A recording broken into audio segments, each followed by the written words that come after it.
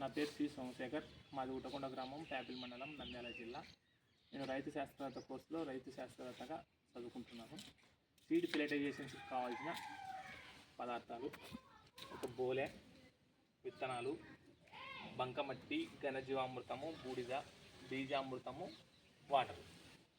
మనము తయారు చేసుకునే విధానము: ముందుగా ఒక బోలెని తీసుకొని అందులో మనము శనగ విత్తనాలను తీసుకోవడం జరిగింది.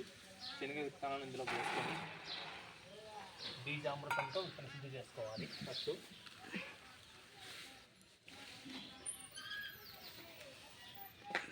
ఈ విధంగా విత్తన శుద్ధి చేసుకున్న తర్వాత ఈ విధంగా కలుపుకోవాలి.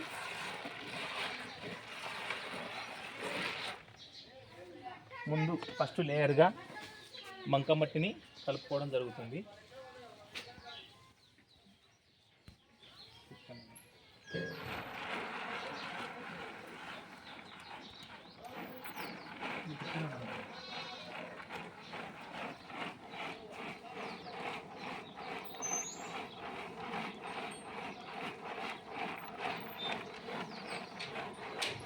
అదేవిధంగా అప్పుడప్పుడు బంకమట్టిని విత్తనానికి కట్టుకోవడం కోసము తగినంత తేమను వాటర్ ద్వారా అందించడం జరుగుతుంది.